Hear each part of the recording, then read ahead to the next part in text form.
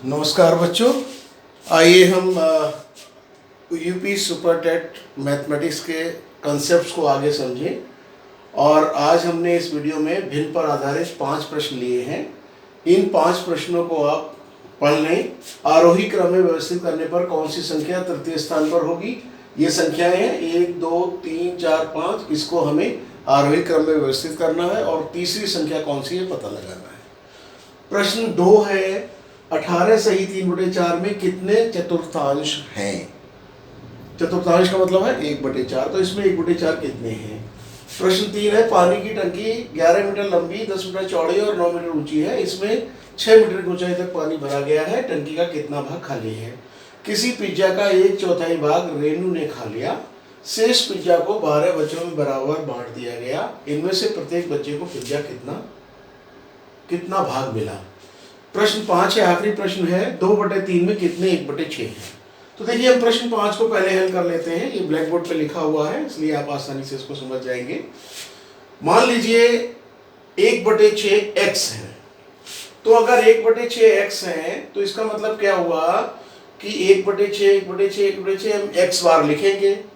1/6 plus 1/6 plus 1/6 कितना बार लिखेंगे, x बार लिखेंगे। मान लीजिए हम 2 बार लिखें तो 1/6 में 2 का गुणा कर दें। 3 बार लिखें तो 3 का गुणा कर दें। x बार लिखेंगे तो इसमें x का गुणा कर देंगे, इसलिए हमने यहाँ x का गुणा किया हुआ है। जब हम इनको जोड़ेंगे तो कितना आएगा, 2/3 आएगा, इसलिए हमने इसको लिख दिया 2/3। ये समीकरण आपको समझ में आ गया होगा। अब क्या किया हमने, x का अगर हम गुणा करेंगे 1 के साथ, x आएगा /6 बराबर 2/3। अब क्रॉस मल्टीप्लाई करेंगे तो 3 गुणे x बराबर होगा 6 गुणे 2, तो x की वैल्यू आएगी 6 गुणे 2/3 यानी कि 4। यानी कि इसमें 2/3 में 4 1/6 है।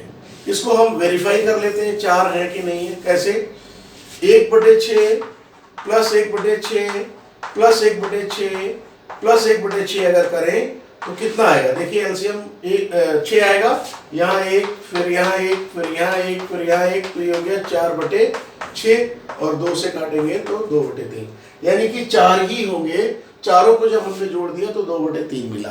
तो इस तरह से भी हम कर सकते हैं या दूसरी तरह से वेरीफाई कर सकते हैं। कैसे, मान लीजिए 1/6 है, इसमें हमें 4 मिला तो ये 4/6 हुआ और फिर ये 2 दूनी 4 2 3 6। तो इस तरह से भी हमारे पास 2/3 ही आया। तो ये प्रश्न 5 है। अब आइए हम पहला प्रश्न करें। पहले प्रश्न में हमें कुछ संख्याएं दी गई हैं, इनको हमें आरोही क्रम में लिखना है। और आरोही क्रम का मतलब होता है छोटे से बड़ा क्रम। मतलब पहले छोटी संख्या लिखी जाएगी, फिर बड़ी लिखी जाएगी, फिर उससे बड़ी, फिर उससे बड़ी, और उसको हम ग्रेटर देन या लेस देन का चिन्ह लगा के बता देंगे कि कौन सी बड़ी है। देखिए प्रश्न 1 का हल देखिए क्या है। प्रश्न 1 का हल क्या है, संख्या है हमारी 7.07 7.70 7.707 7.007 और 0.77। तो जब हमें संख्याओं को छोटा और बड़ा पहचानना होता है, कौन सी संख्या छोटी है, कौन सी बड़ी है, कौन सी किससे छोटी है, तो जब हम ये बात करते हैं तो पहला काम है कि हमारी अगर दशमलव वाली संख्या है तो दशमलव के नीचे दशमलव आना चाहिए, ये ध्यान रखिए। दशमलव में दशमलव, फिर दशमलव से पहले वाला देखते हैं। जो संख्या इधर वाली बड़ी होगी वही संख्या बड़ी मानी जाएगी, पूरी संख्या, ठीक। तो यहाँ चूंकि 0 है तो ये सबसे छोटी हो गई, ये 5वीं संख्या हो गई।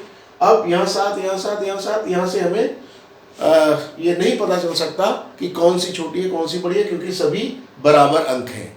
तो हम आगे जाएंगे डेसिमल के बाद पहला अंक देखेंगे। पहली बात तो ये है कि डेसिमल के बाद कितने अंक हैं। देखो 1 2 1 2 1 2 3 1 2 3, तो हम 3 3 कर लेंगे। अभी 2 ही है तो हम 3 3 कर लेंगे 0 लगा के। अब सब जगह 3 3 हो गए। अब हम तुलना कर सकेंगे। तो यहाँ देखिए पहली डिजिट यहाँ 0 है, यहाँ 7 है, तो ये बड़ी हो गई। यहाँ 7 है, पता नहीं चला कौन सी बड़ी है।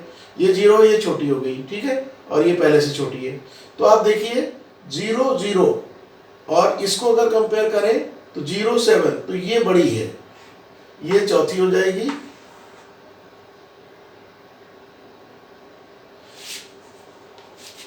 ये चौथी होगी, छोटे से चल लेना हम लोग, और ये तीसरी होगी। अब इनमें देखेंगे कौन सी बड़ी है। 7 7 बराबर है, पता नहीं चलेगा। 0 0 है, पता नहीं चलेगा। यहाँ 0 यहाँ 7, तो ये छोटी है, ये बड़ी है, यानी कि ये सबसे बड़ी है। इस तरह से हम इनको क्रम में लिख सकते हैं। तो सबसे छोटी कौन सी है? 0.770। इसके बाद नेक्स्ट कौन सी है? 7.700 ये। फिर तीसरी कौन सी है? तीसरी है 7.070। फिर चौथी कौन सी है? चौथी है 7.007।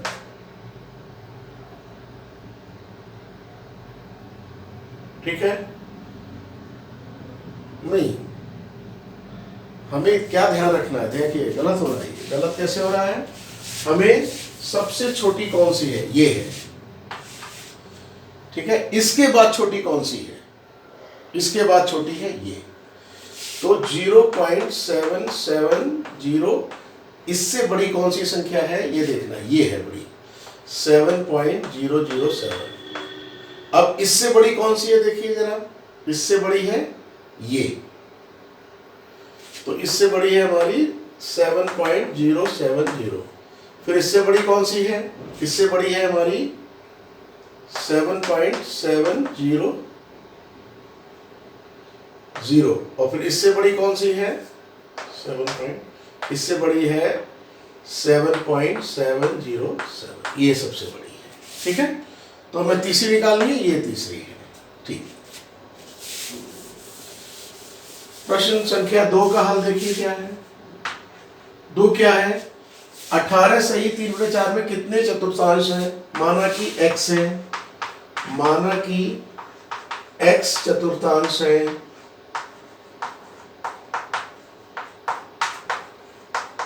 तो इसका मतलब ये हुआ x/4 में, सॉरी 1/4 में x का गुणा करेंगे तो हमें ये मिलेगा 75.4।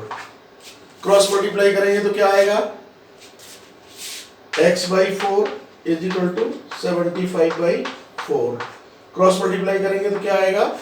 x into 4 is equal to 75 into 4, और x की वैल्यू आ जाएगी 75 इंटू 4 डिवाइडेड बाई 4, तो हो जाएगा 75।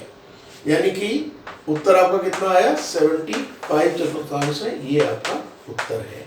ठीक है? प्रश्न 2 हो गया। 3 और 4 और करते हैं। देखिए तीसरा कैसा है। तीसरा क्वेश्चन क्या कह रहा है? तीसरा कह रहा है पानी की टंकी है। अब पानी की टंकी कैसी है? देखिए पानी की टंकी है घनाकार, इस तरह की टंकी है। ठीक है? इसमें ये लंबाई है, देखिए ये लंबाई है, ये 11 मीटर है। ठीक है? और ये चौड़ाई है, ये 10 मीटर है, और ये गहराई है, ये वाली। तो गहराई है मान लीजिए 9 मीटर। अब वो कह रहे हैं कि 6 मीटर तक पानी भरा है। अगर यहाँ 1 मीटर तक भरते तो टंकी कितनी भरती? 1/9। अगर 2 मीटर तक भरते तो टंकी कितनी भरती? 2/9। 3 मीटर तक भरते तो कितनी भरती? 3/9। 4 तक भरते तो 4/9। 5 तक भरते तो 5/9। 6 तक भरी है तो 6/9। इतनी टंकी भरी है। तो यहाँ पर लिखेंगे भरी हुई टंकी। भरी हुई टंकी कितनी है? 6/9। अब खाली कितनी है? 1 में से घटा देंगे इसको। खाली टंकी कितनी होगी? 1 माइनस 6/9, और यहाँ पर 9 आ जाएगा, यहाँ 1 लगा देंगे तो यहाँ 9 माइनस 6 यानी कि 3/9, और इसको काट देंगे, 3 एकम 3, यानी कि 1/3 टंकी खाली है। ठीक है? ये उत्तर आ गया आपका, 1/3 टंकी खाली है। ठीक है? इसके बाद देखिए ये प्रश्न कौन सा था? ये प्रश्न था 3 टंकी वाला। अब प्रश्न 4, प्रश्न 4 का हल। किसी पिज्जा का 1/4 रेनू ने खाया, तो रेनू ने कितना खाया भाई? रेनू ने खाया 1/4 पिज्जा। ठीक है? 1/4 का मतलब है 1/4। तो शेष कितना बचा?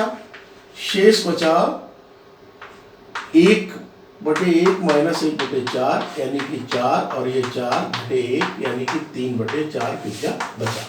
अब इस पिज्जे को कितने बच्चों में बांट रहे हैं? 12 बच्चों में। माना कि एक बच्चे को x पिज्जा मिलता है, माना एक बच्चे को x पिज्जा मिला, तो फिर क्या होगा? 12 बच्चों को कितना मिला? 12x, और ये 12x किसके बराबर होगा? 3/4 के। तो x की वैल्यू क्या आएगी? 3/4 गुणे 12, तो ये आ जाएगा 3 चक्कू 12 यानी कि 1/16 पिज्जा। ये आपका उत्तर हो जाएगा।